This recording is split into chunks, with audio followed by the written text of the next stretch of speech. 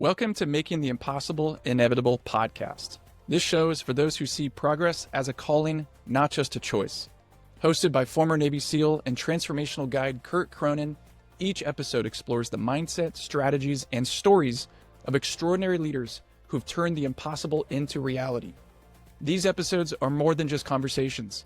They're a challenge to you to expand your capacity, shatter inner limitations, and lead with unshakable purpose.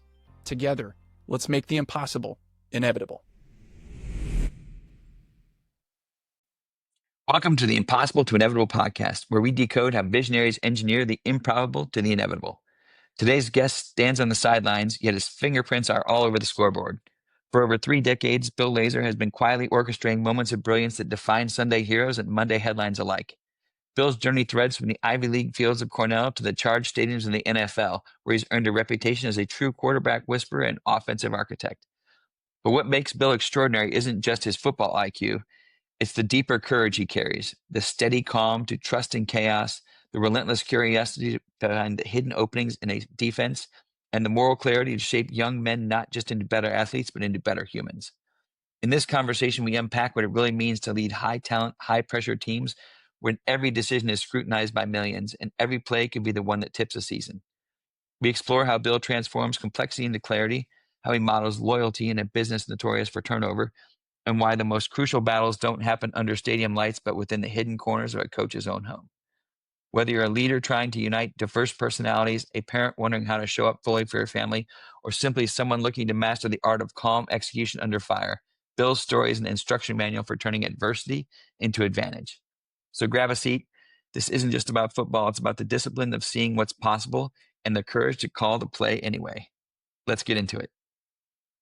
Good morning. Welcome to the Impossible to Inevitable podcast. I'm ecstatic for today's session. I'm with one of my heroes and friends and mentors, Bill Lazor.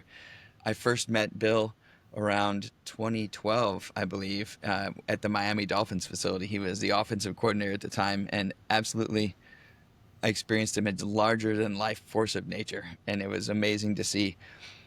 Football, to me, is so magical because, number one, the offense and defense are on the same team, but they're so specialized. They're never actually on the field at the same time. And so they're a team, but they're this unbelievable divergent group.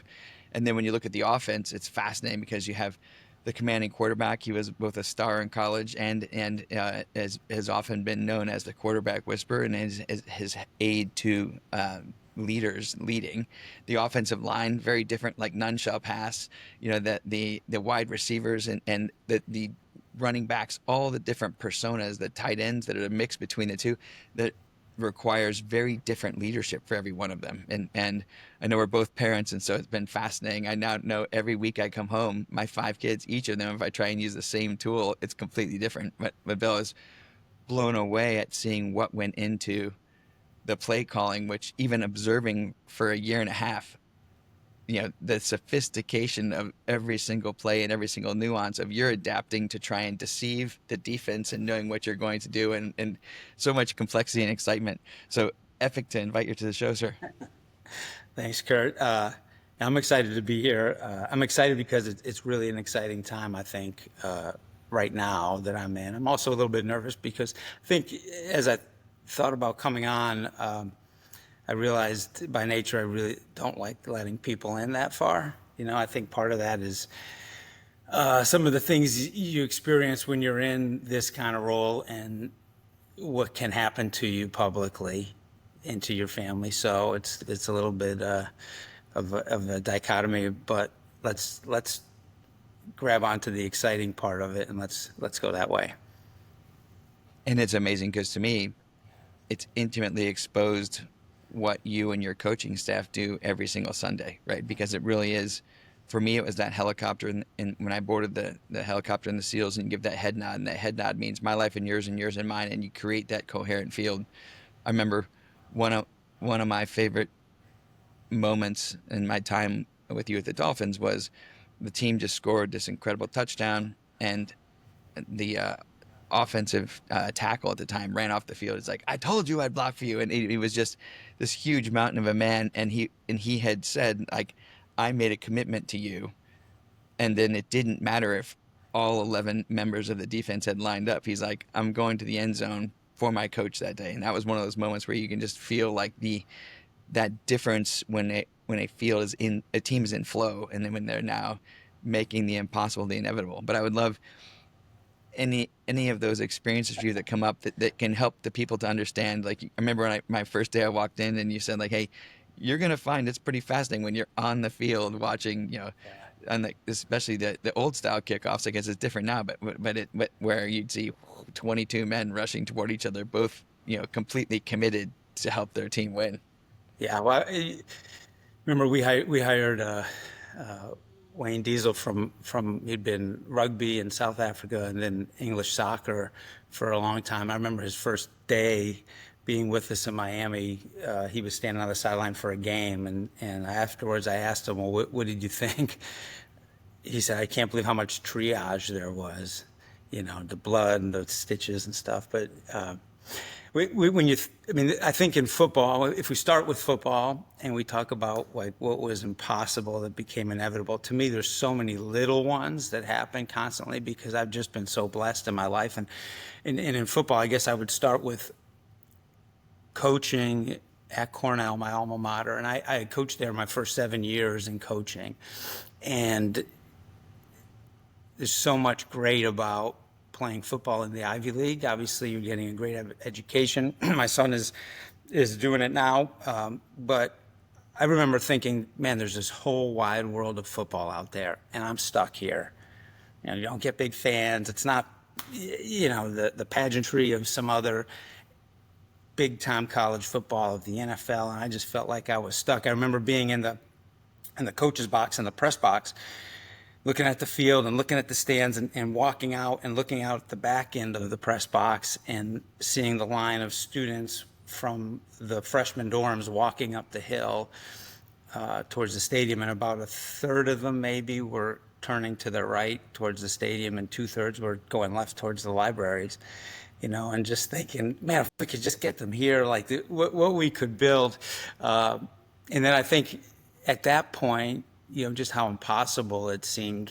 And I wasn't even trying to get to whatever level. I just wanted to keep going and to succeed, and all the reasons why I loved competing as a coach. The NCAA coaches convention for football coaches, college coaches, most of the coaches in the country used to go to it. And the staff I was on, I just started coaching. They were coaching an all-star game. I wasn't with them. So I kind of went to the coaching convention, the national convention, pretty much by myself, maybe with one or two other people that I knew. The rest of the staff hadn't gotten there yet. And 8,000, 10,000, 15,000, I don't know how many coaches are there. And it's one of these huge hotels that puts on these big conventions.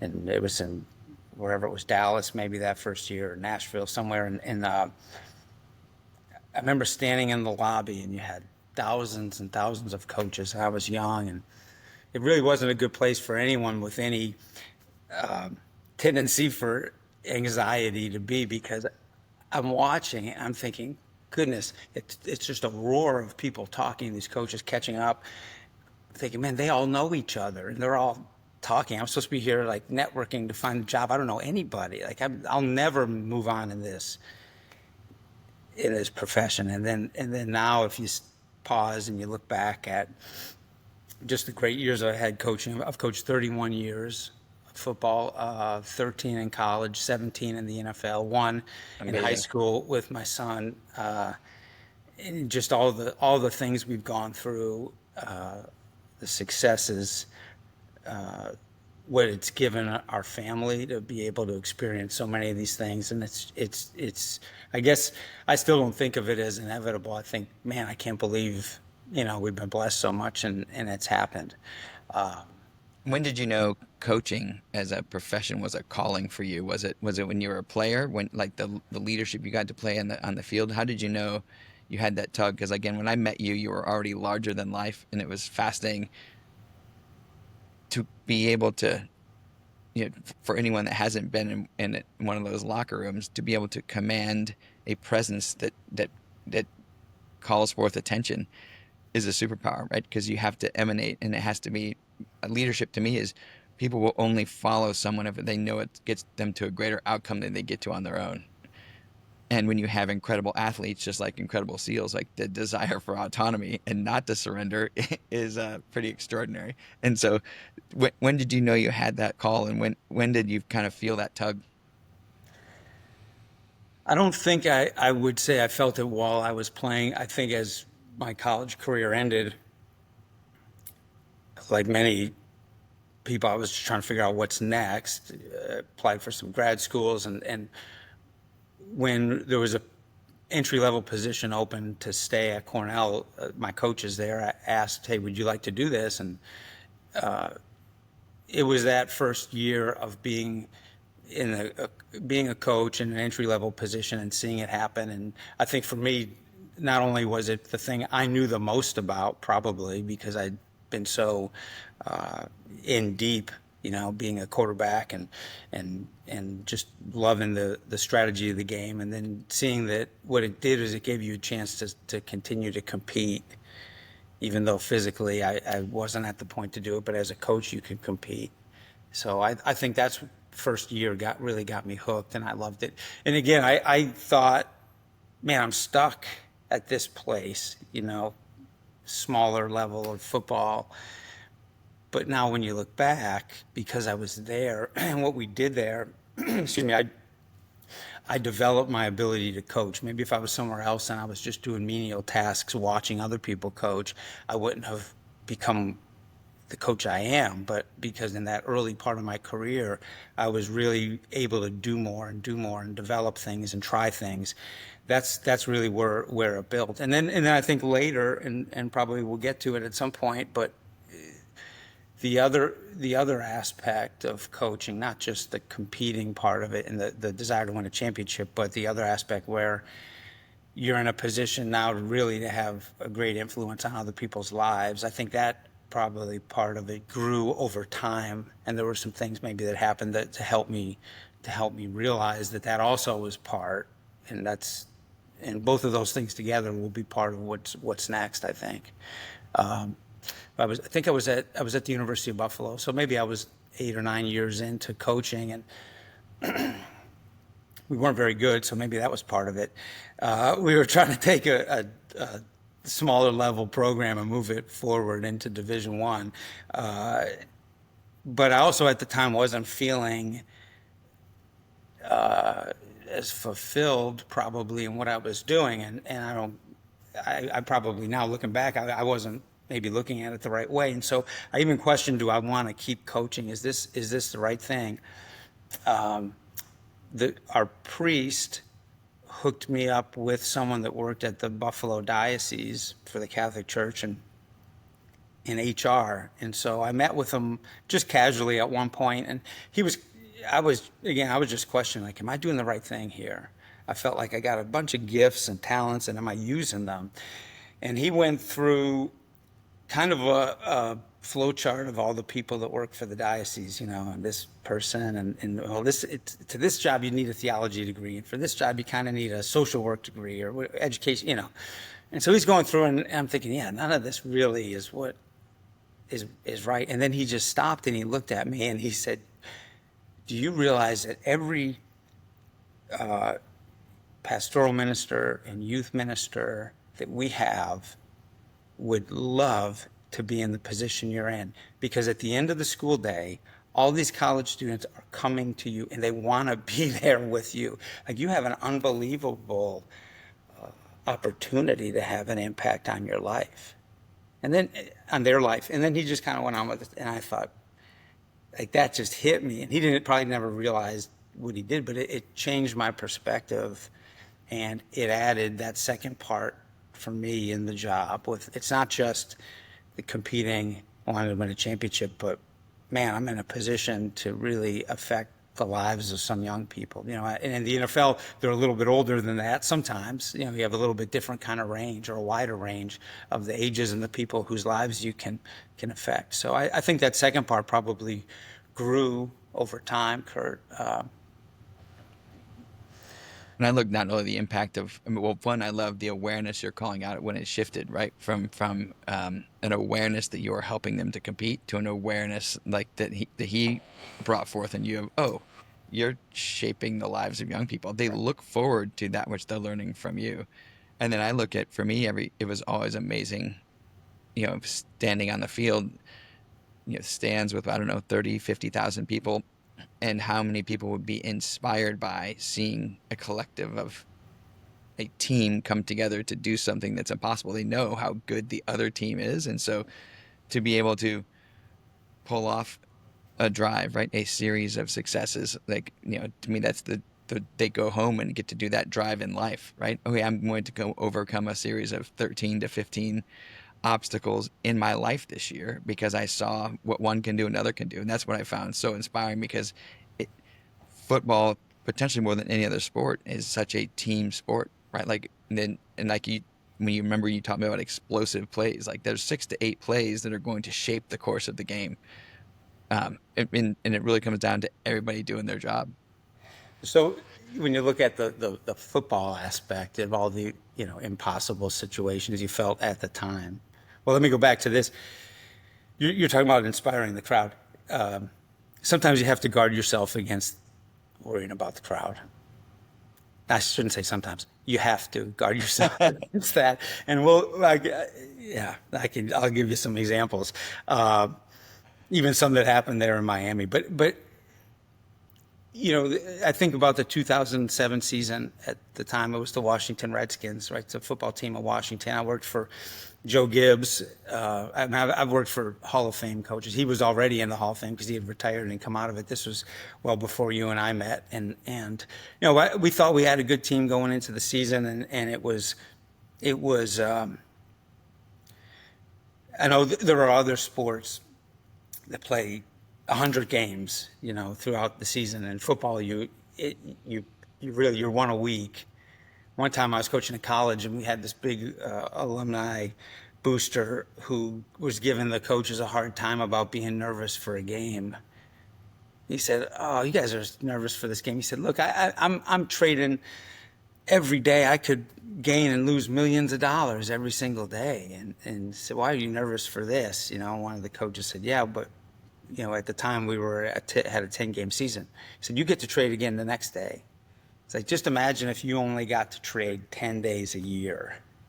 You spent all year prepping, researching, and then one day a week you traded, and then you were done for the year. He's like, that's kind of, we have to pack it all in. So, but the NFL season is a much longer season than college. So you go through the ups and downs, and we were kind of in the heat of it. And this was 2007, and we played an away game on a Sunday. We got back, we came into work Monday morning. Sean Taylor, the safety from the University of Miami that we had drafted, he was injured and didn't make the trip with us. And unbeknownst to us, he decided to fly back to Florida to spend the night in his house in Miami. And we found out Monday morning that while he was there, someone broke in and he was shot.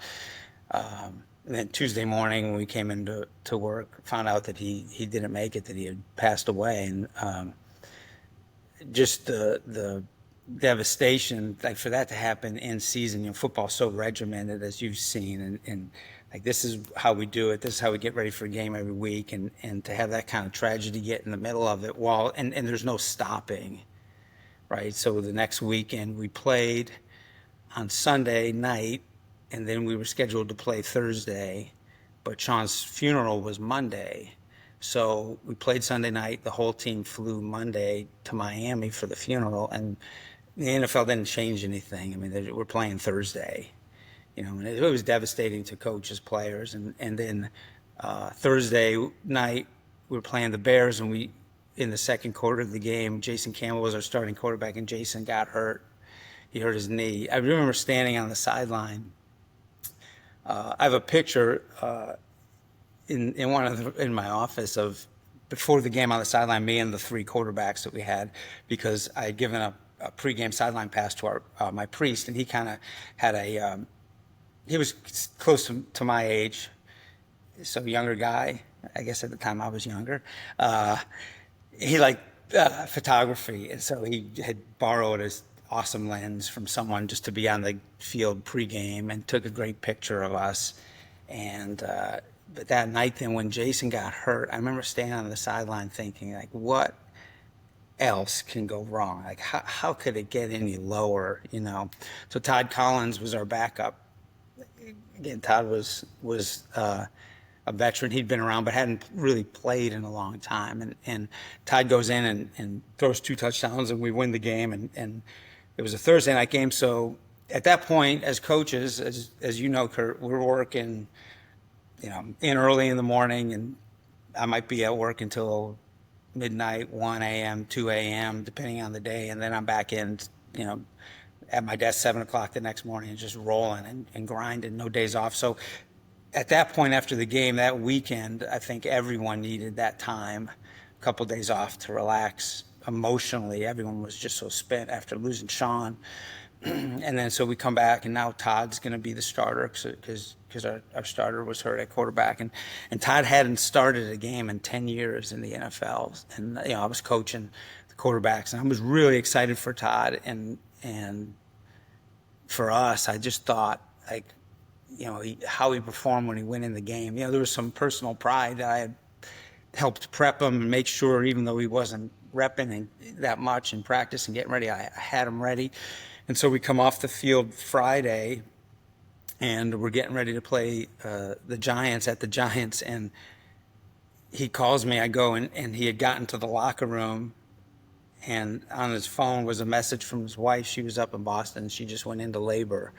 I'm like, like, how could another you know? So at that point, I'm like, this is just, I guess it's just not our time, you know, or a year. Like, it's just piling up. So I think football-wise, the impossible things that go in front of you. Well, this was probably 1 or 2 o'clock on a Friday, and our meeting the next morning, our quarterback meeting, was probably 10:30 in the morning, and then we meet and do some stuff as a team, get on a plane to go. Well, long story short, I mean, the owner I went to Coach Gibbs. He went to the owner. The owner put Todd on a plane, flew him to Boston, limo to that hospital, baby, back in the limo, back on the plane. You know, we're high-fiving him in that 10 o'clock quarterback meeting. And we go on to win the rest of our games for the season, you know. Unbelievable. And into the playoffs, and then we finally lost in the playoffs. But I remember, I think in football, one of the things you learn is there really is very little impossible, you know, and you've seen it with a team the size of our team and with what you're trying to put together all the time, and the momentums that are going to go against you and then back for you. You know, I think over and over, we've proven that it wasn't impossible, you know. And so I think a lot of it is stories that have to do with the wins and losses of the season, and at the time they're great. I think for me, I think the harder thing, it's hard to say it's impossible, but the thing that I looked at times, maybe it had to do with when I was in Buffalo, and think about, like, is this really the right thing for me? It has a lot more to do with going through this lifestyle with the family. You know, to me, that was the thing that, if I was kept up at night, it was about that. You know, this is our, I had the number now, I can't remember. I think it's the 14th or 15th house place we've lived in. You know, my son went to 4 preschool. The kids were born in 3 different states. At one point, he had gone to 4 preschools and 4 different elementary schools.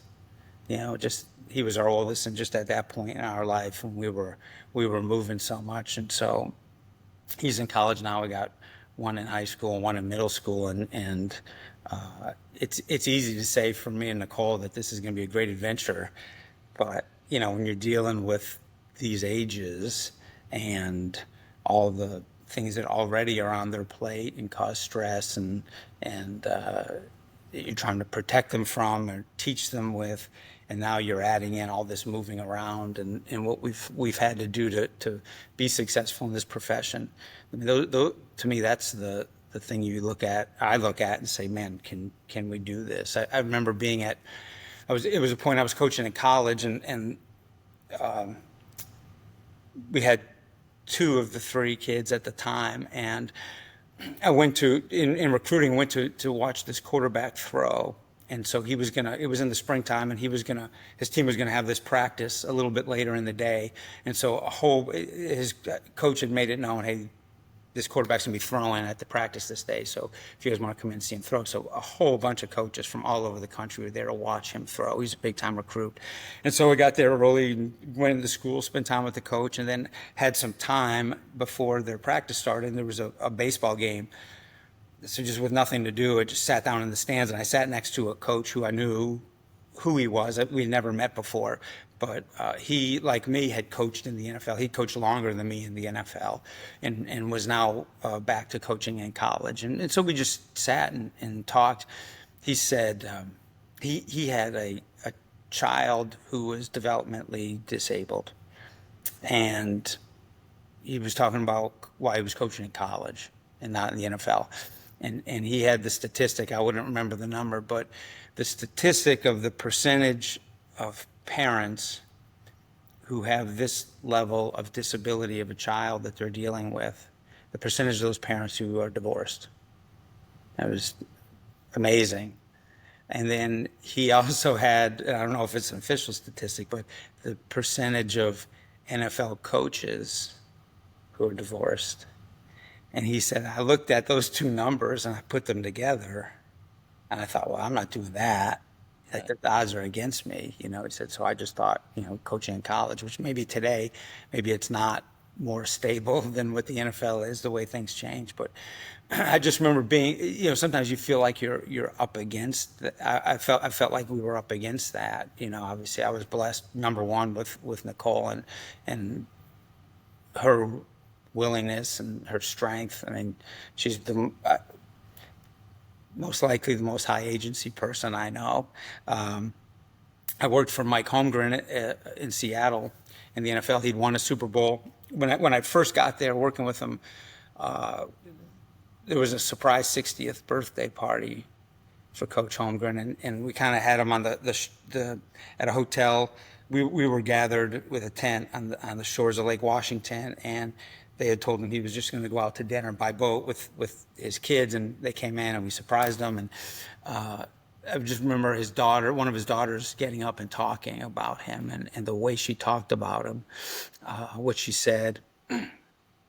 And later during the season, Monday or Tuesday night, one of the nights we were working late, Coach Holmgren and I were the first two to sit down to dinner together.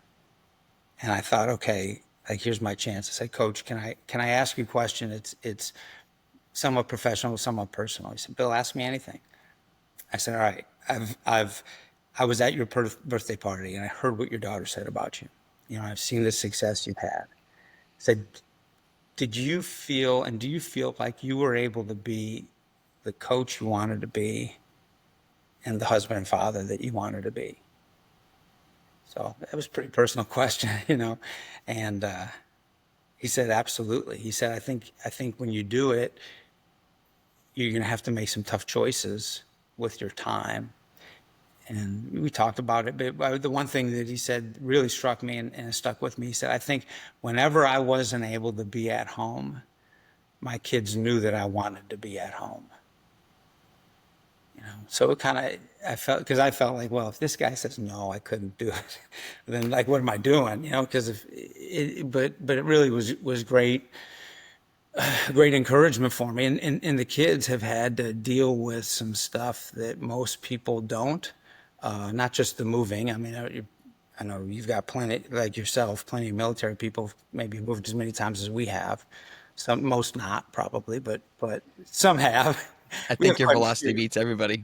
Yeah, we have Well, sir, you've hit so many amazing things. I just want to catch you a couple. First, I think most people believe you have to move the impossible to inevitable is like the big things, right? It's like there's some big miracle that happens at some moment. It's that explosive play. And I think you just articulated brilliantly that it comes down to the smallest of things, and candidly, the off-field things. I mean, one of the reasons I transitioned out of the SEAL community was Like, I had deployed 13 times in 13 years, and my wife was pregnant with my first, and I had said, hey, just let me get home for the birth.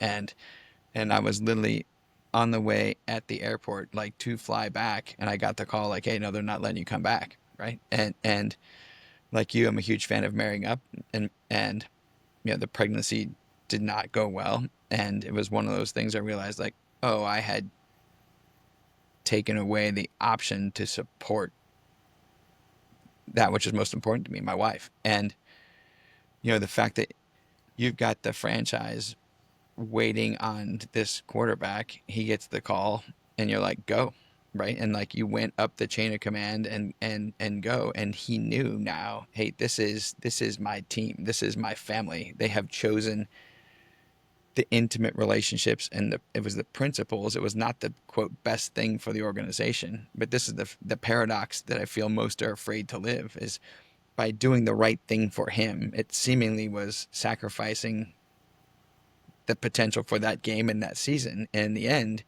now that you'd supported the individual, you'd supported the dyad, the team now knew this community, this leadership team has our back. And that's what allows people to not just show up transactionally, but to really show up with their full selves, saying, this is my community, and now I can do anything. And so to me, that's the embodiment of what you articulated there, consciously or unconsciously. That's the thing that I witnessed from you. Like, every extraordinary thing I've ever seen any team do is because someone did the little thing. I was reading the Gallup poll, and there's one question that determines whether someone's a flight risk for an organization or whether they'll stay forever. And it's not about pay, but it was whether they click yes or no on the question of, someone in this interest has my professional future and development, like, as a key part of their plan, right? Like, someone is interested in me. I feel seen, heard, and understood. And that's the part where all of a sudden everything changes. And so we started with football, but then let's click down, because I think it was like halfway through this season, like game 6 or 7. It was a home game, and I happened to come over to your house ahead of the game, and I was new to this world, living and getting to be a guest viewing the world through your eyes. And remember, when I walked into the house, and there's all this chaos pregame, and 20-hour days and all this, and I walked in, and instantly I was like, oh. And I'd never met Nicole before, but like, I walked into your sanctuary, right? And it was calm, and it was peaceful, and like, oh, you have built the sanctuary that gives you the armor to then go back out into the world and do what's yours to do. But the inner core was this unbelievable sanctuary, getting to meet your kids, getting to meet your wife. And so, I mean, I think you just brilliantly articulated that component of like, hey, through, you spoke about it with another coach, but that was my experience of like, the foundation that you'd built at home was that core that allowed you to then expand out and serve others. So I'd love anything more about that, Well, the dedication you've had to build that core. yeah, it's not always easy, right? It's easier to look back and say, oh yeah, we did it, but it's not easy, and there's going to be casualty among, ma'am.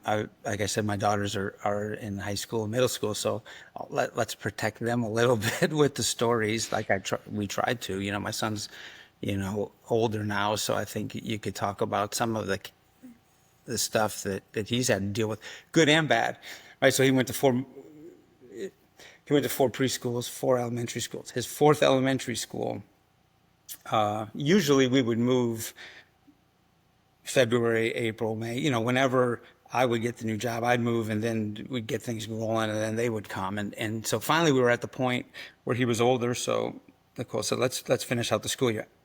Part of me thinks maybe she just didn't really want to leave Miami at the time, to move to Cincinnati. But anyway, we finished the school year.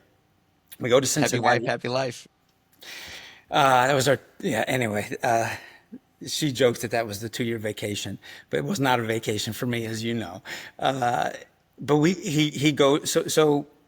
he goes to elementary school. I think it was his last year of elementary school, and we moved to a district where 6th grade was still in elementary, and his teacher told my wife, he told Nicole, he said, I've been teaching a long time.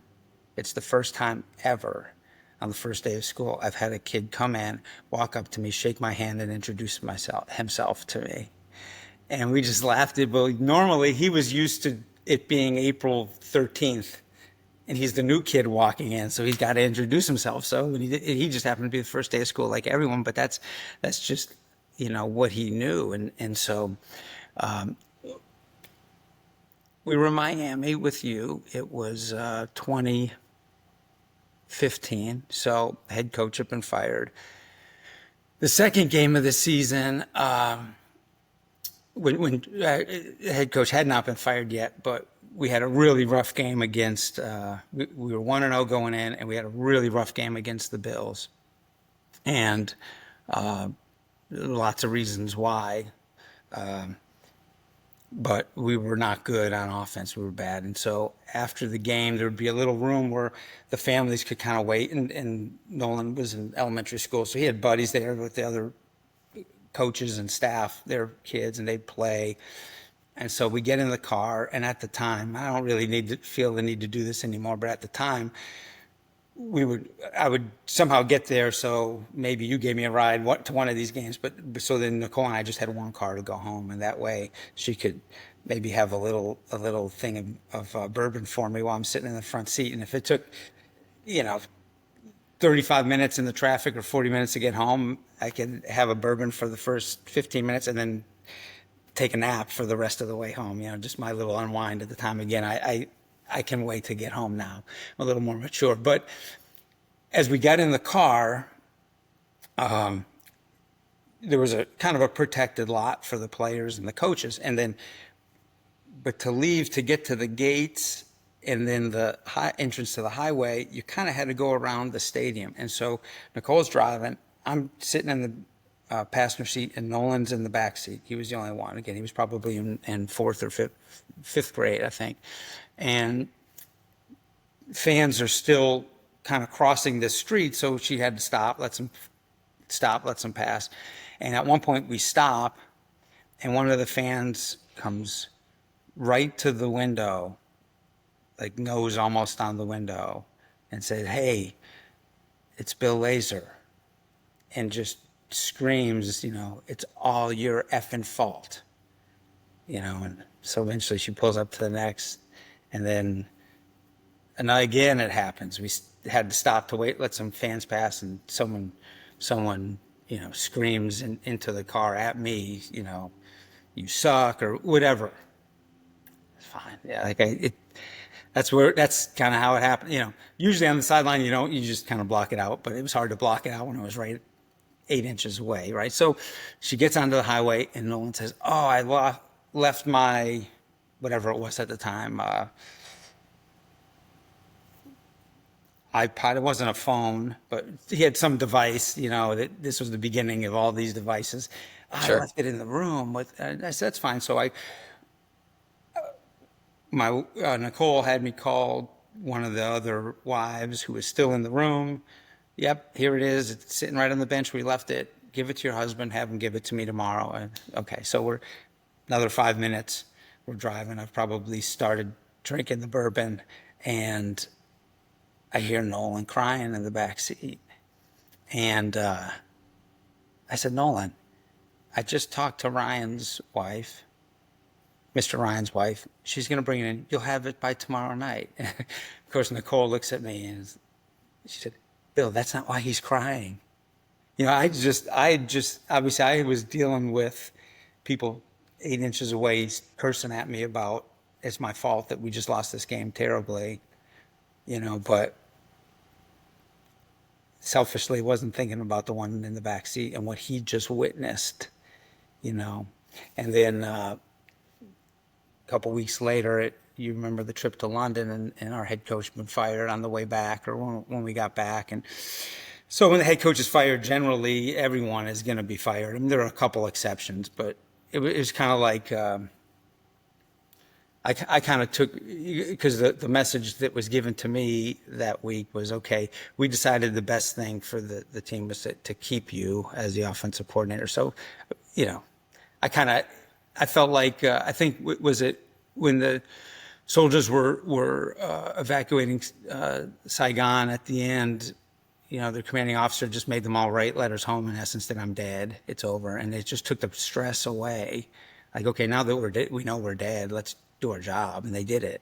You know, I kind of felt like that's where we were. Like, I know what's going to happen here, guys. I'm not going to say it out loud, but I can do this. Like, this is what I do. I'm going to do it great. But we were kind of living in that moment a little bit. And I think, you know, I remember at the time thinking of people who thought that this is how it's going to be now. It's not going to be this way for long. I could tell by how they told me I'm staying for now.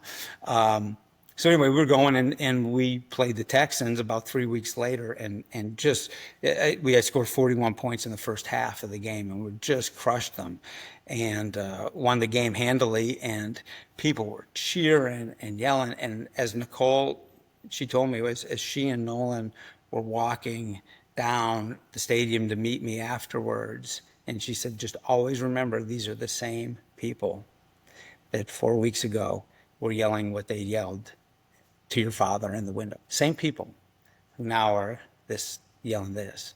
You know, we were in Cincinnati. Nolan was pitching in a little league game. He was in middle school, 6th or 7th or 8th grade, and he was pitching. And we were out kind of in the country, and a family was sitting with their lawn chairs right behind home plate. And this grandmother was crushing him.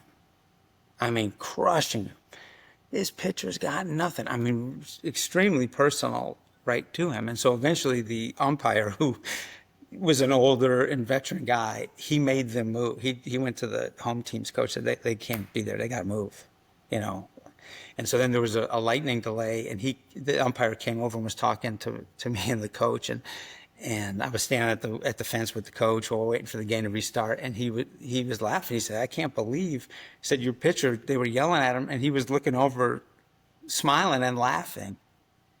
And the coach said, "Well," said, you got to understand who his father is and what he has witnessed and what he has seen, you know." And so he saw me do it, right? So he handled it, and then I mean, it's unbelievable witness to the obstacles the way, yeah, right? Like the hardship that he witnessed you take on gave him the courage to then do the same. I mean, we had a worse one. We had a worse one, Curt. It was 2021. It was in Chicago.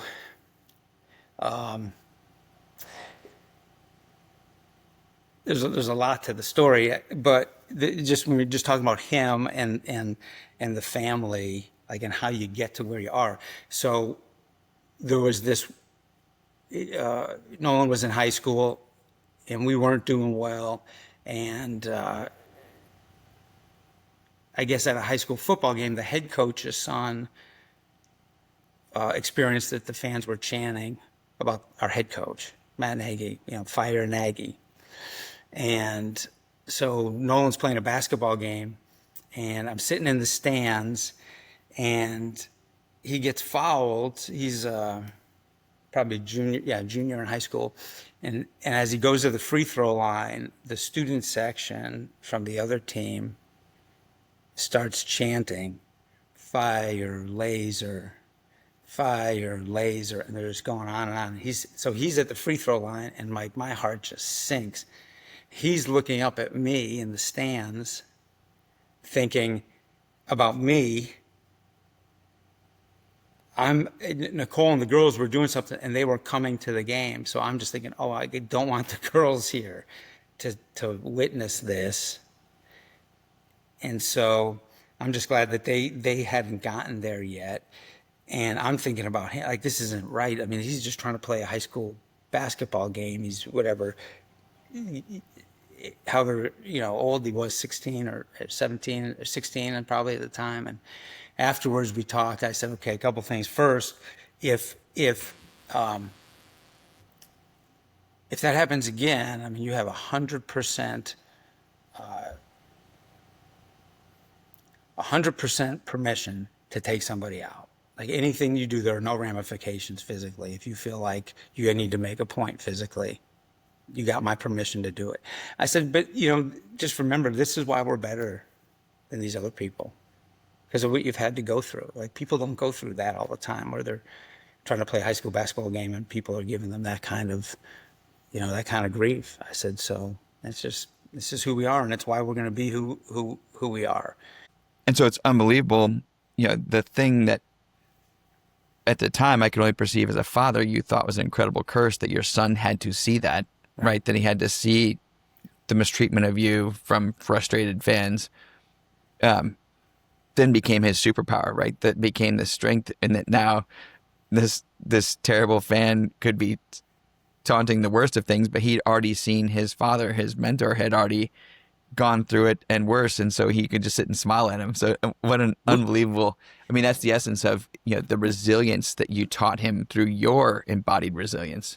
We have worse, and we had to do it together. 2021, we were in Chicago, and the season wasn't going well, so the head coach was Matt Nagy, and at one of his son's high school football games, the crowd was chanting about Matt as the head coach. And so it was later in the season, and basketball season started. Nolan was a junior in high school, so he was playing basketball.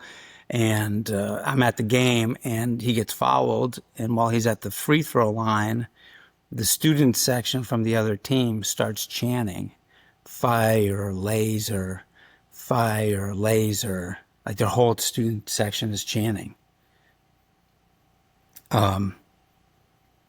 He is looking up at me.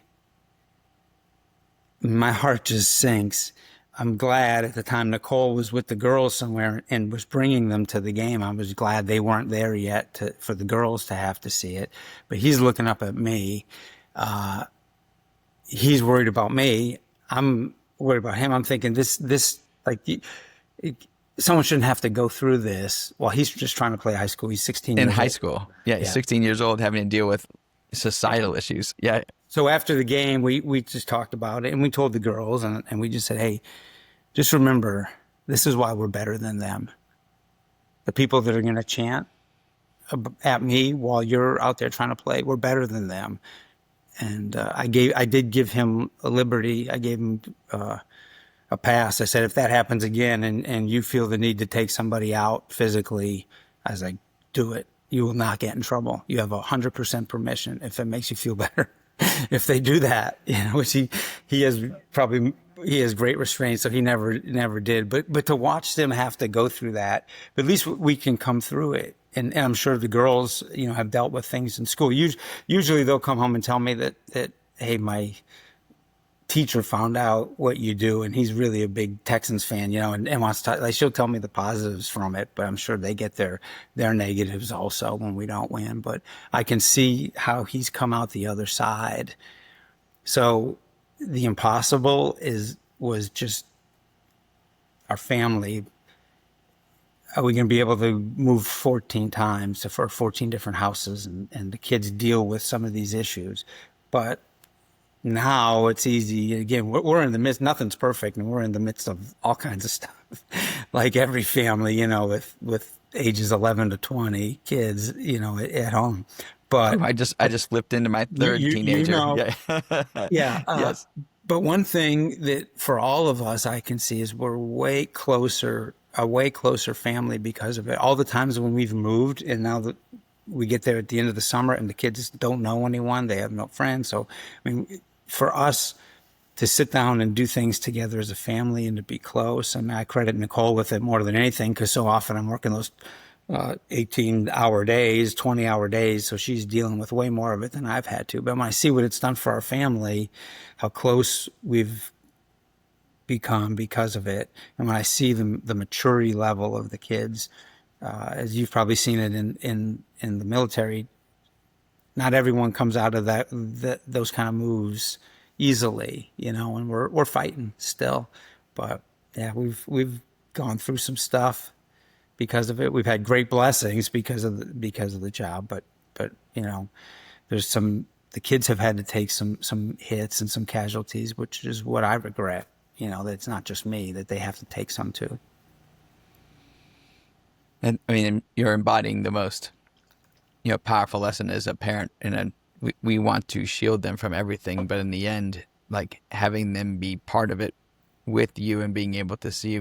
Someone told me that if people know that they're 3 generations and they perception that things were always good, then that doesn't give them resilience. But what gives them resilience is knowing that there's, in their lineage, there's been good times and bad times. In the end, everyone has sustained, and the resilience that you've carried, on a high profile stage, is beyond extraordinary. And the resilience and the faith, right? The faith is the ability to is the conviction of things unseen, right? The assurance of things hoped for. And that is the embodiment of what I've seen you carry, is that faith and hope, that we will get through this, and that both to your family and to the broader team, right? That's that coherent field that I'll never forget.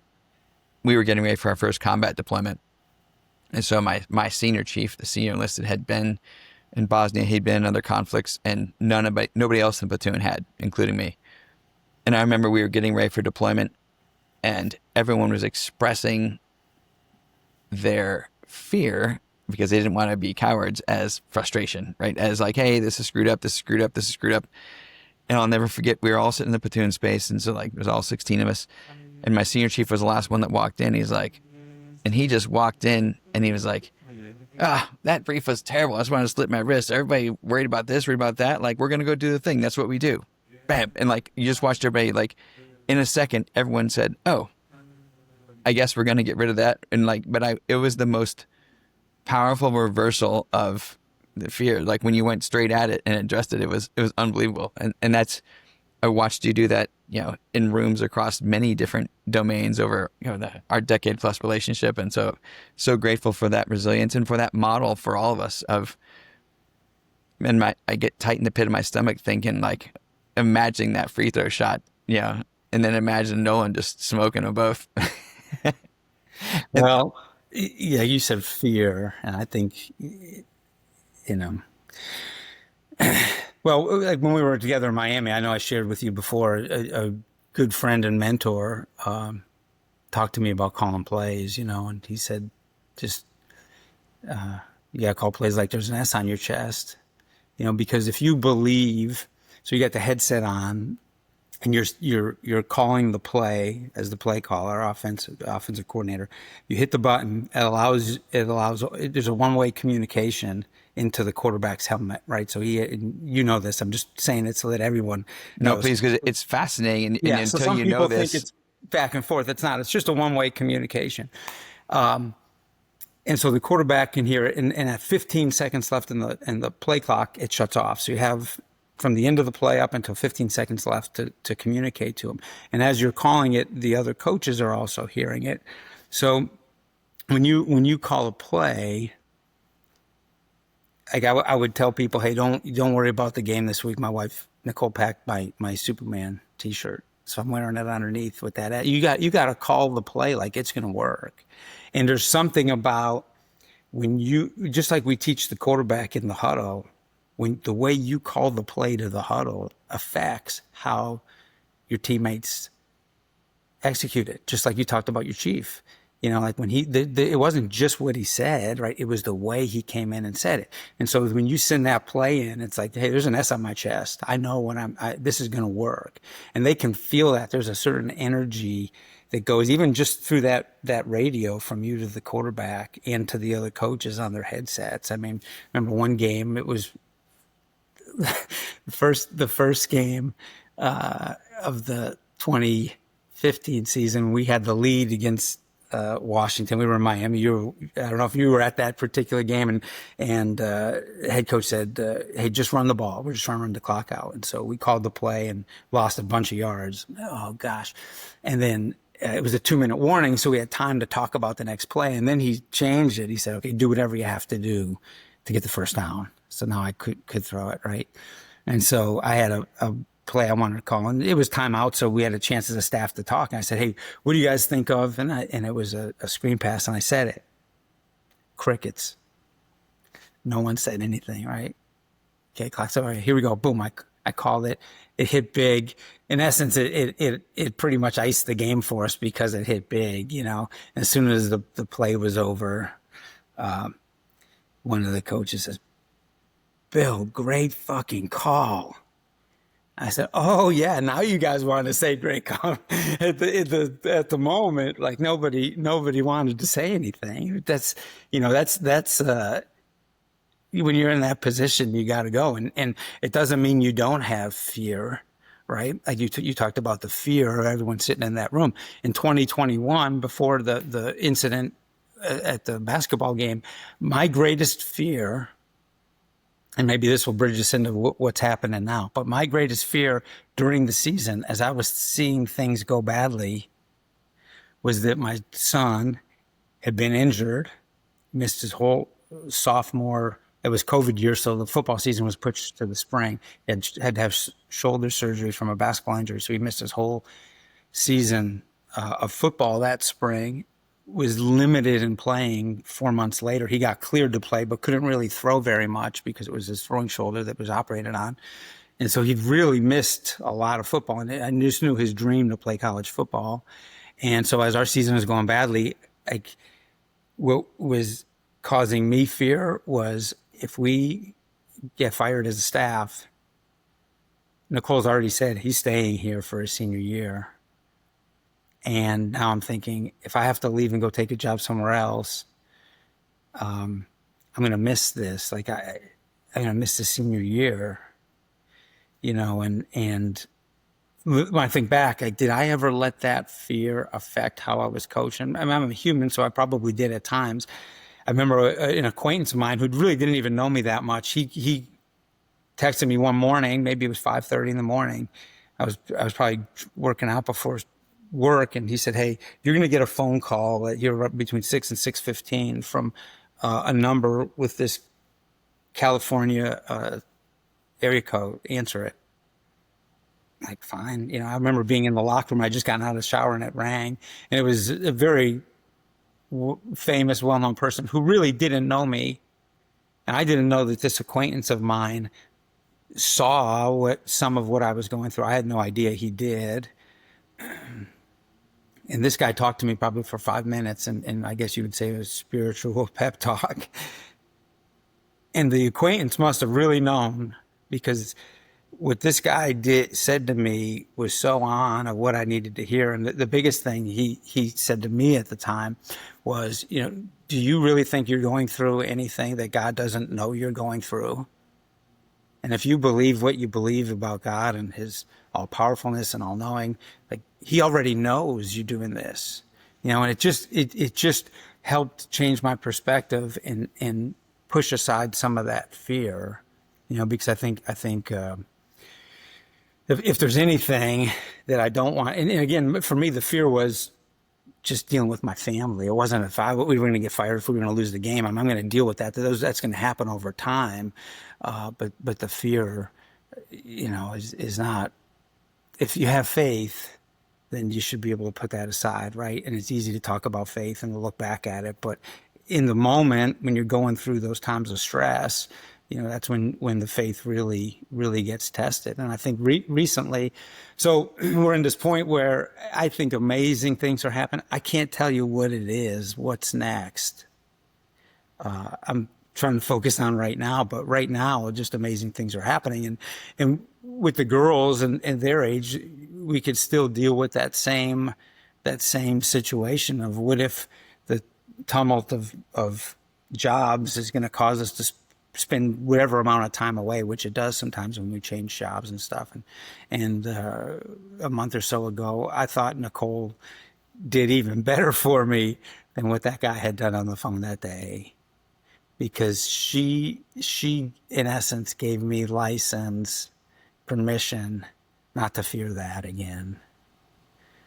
Like, her high agency and her strength and her faith of, if this, because we were going through some possible job changes at the time, and that's when the fear can be the greatest of what's this going to do to our family. And she said, "Hey, if that happens, then we're gonna get through this. And it's gonna." She already had a plan for dealing with it with faith. And I mean that faith from your partner, right, from your dyadic partner. I remember I was being investigated by the SEC, and my wife and I were laying in bed one night, and I knew that, she loves rules. And so, the fact that I could be investigated by a governing body to her was, it's terrifying. It was the worst of it. And then she just said, "Hey, I know you did the right thing." And like that to me was that free agency, to be able to say, okay, if you believe in me, I'm off to the races. That's right. And it changes everything.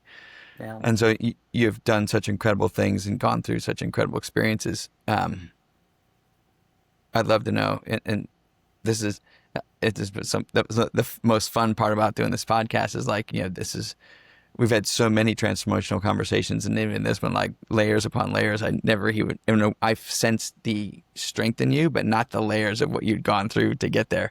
So I'd love for you to share what are you leaning into now? What's the next frontier that you're leaning into that anyone that's on can help give you that 5-minute call of, hey, here's how I can support you in making the next thing inevitable. When I look back to that 2021 season, and then we did get fired at the end of the season, I ended up not getting another job, and so because Nolan was going to be a senior in high school, we said, hey, we're staying here, and I helped coach him. I was the assistant quarterback coach for Vernon Hills High School. I had to go through background check and everything to do it. Got paid no money from them. But just like you said it, and I've said before, the obstacle becomes the way, right? And it ended up, and all that fear I had that fall, right? I ended up having probably the greatest year of my life. There's probably one or two in contention with it, but certainly professionally, it was the least glamorous of any of my professional jobs, yet it was the greatest coaching year I've ever had, because I got to coach my son and be there all the time, and I was there for the girls all the time. But coming out of that, then I knew, as much as I was enjoying it, in the back of your head, there's always this, well, all right, I'm gonna have to get back in at some point, and it's always harder when you're out of a job to get the next job. So there was definitely some stress at times, about, okay, what's going to be the next job? Where are we going to go? And all that fear I had from the fall, if I had just known I was going to have an unbelievable year coaching my son, and then I'm going to get this job with the Texans, it's not the same job I've had before. It was a job more in a support role. My title is senior offensive assistant. I don't feel senior, but I guess I am. I won't say that it has anything to do with age, hopefully. But it was a job where I, for 2 years now I've done it, I felt like I'm not really using all of maybe the gifts and talents that I have totally, that I've been able to use before. So a lot of things were up in the air. And for 31 years of coaching, I've coached on offense, right? And so at the end of this time of change, and some of the staff changed, the head coach came to me. He said, I know this isn't what you wanted to hear. He said, but what would you think of moving to defense? He said, and I think as the senior offensive assistant, you could help me.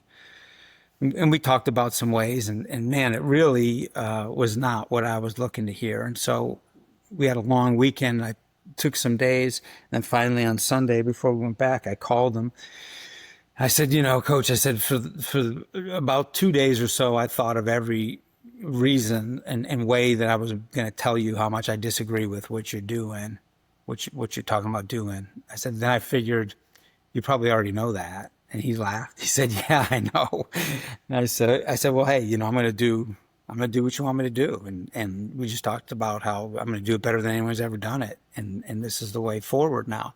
and from that moment, when I had that acceptance that, okay, now I'm taking this path forward, so many things have changed.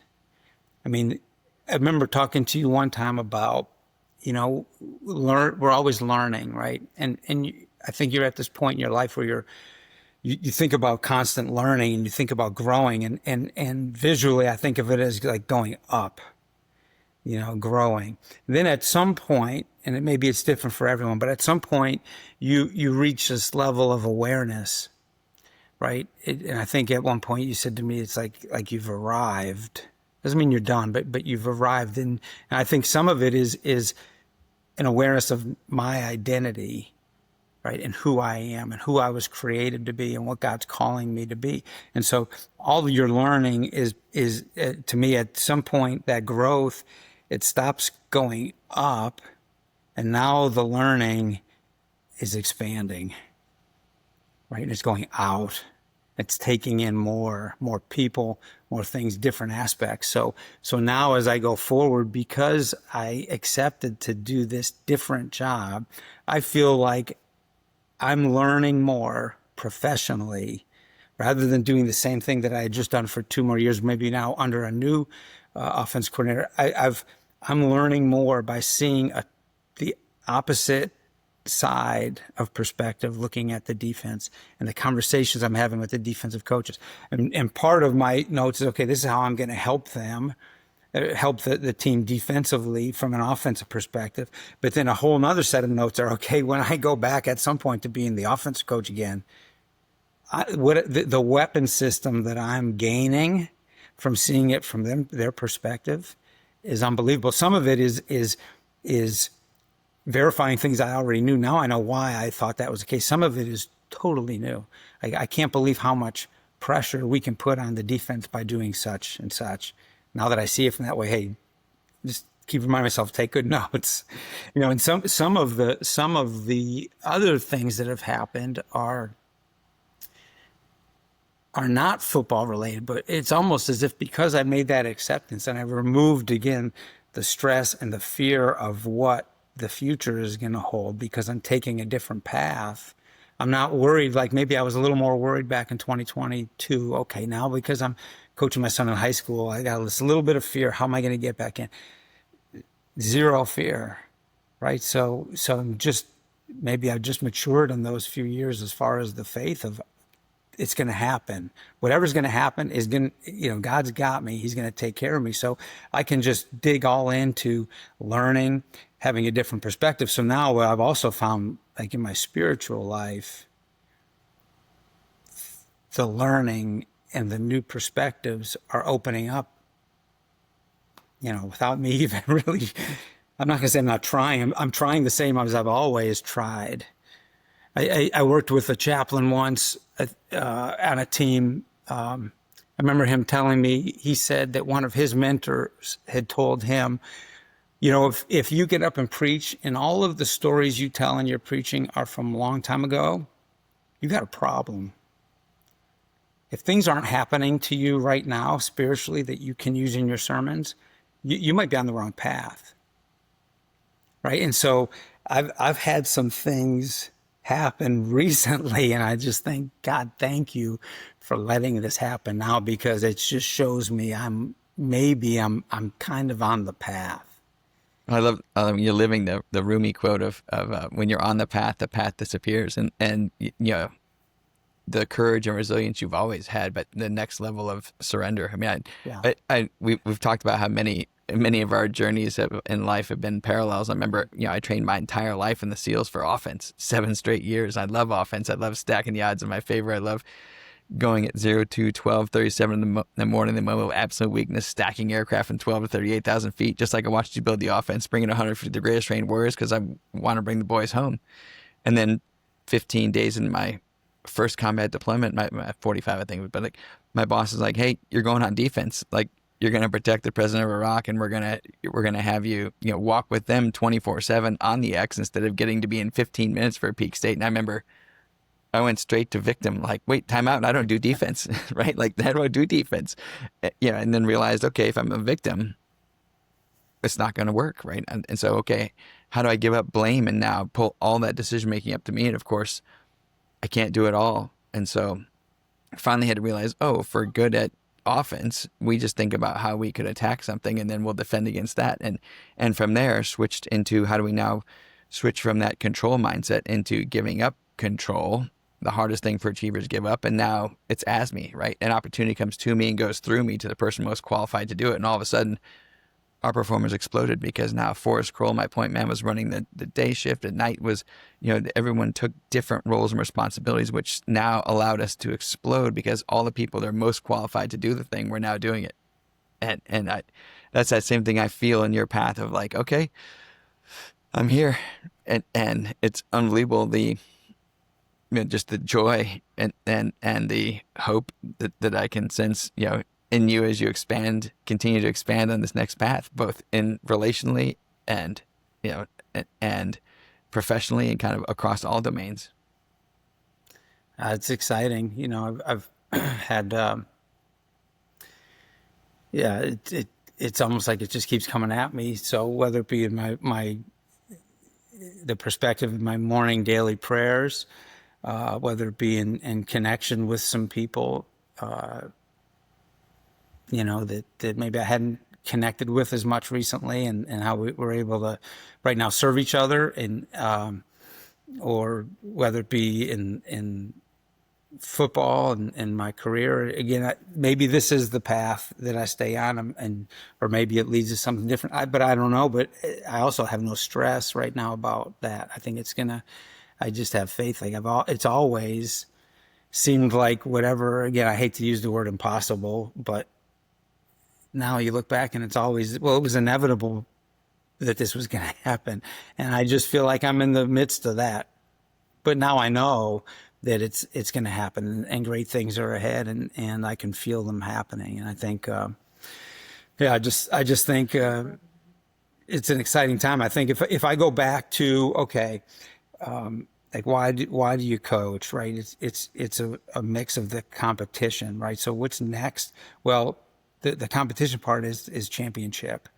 I mean, that's the goal. That's where we're headed. And then what goes along with that, right, is the part of just affecting people's lives. And that doesn't get marked on the scorecard the same way on the scoreboard. But as long as I keep the perspective that those are the two reasons why I'm doing this, but it's got to, championship and just the chance to really make a difference and affect people.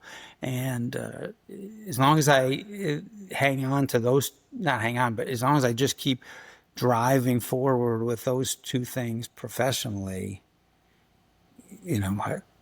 that's where we're headed. I can't tell you what it's going to look like, and it's kind of nice not worrying about exactly how it's going to look. Unbelievable. So you're an inspiration and an unbelievable leader.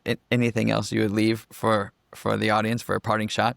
Thank you for your leadership, your gifts, your grace, and your vision. I thought it was a game changer for me as a play caller. Not that it's always easy, but to wear that Superman T-shirt below my game day outfit, to have a little Superman S on the corner of the play call sheet. But I don't think it's different. That level of confidence and just believing that every play is going to work, and the awareness that if I really do believe it, I'm going to communicate it to those people who are relying on me, and they're going to feel it. They don't just hear my words, they feel it, and they feel how I believe. So, just make sure you pack that Superman T-shirt. I've got it with me today. Thank you, sir. Have an awesome day. Thank you. Most people don't realize they're wearing a mask, which hides their true power without even knowing it. But the people you work with, your friends, your family, and the world need you to step into the power of your authentic self. Take our free mask assessment to uncover which of the 15 masks you are unconsciously wearing that shapes your life and how you can start to break free. Start your journey at akeypartners.com and step into the power of your authentic self.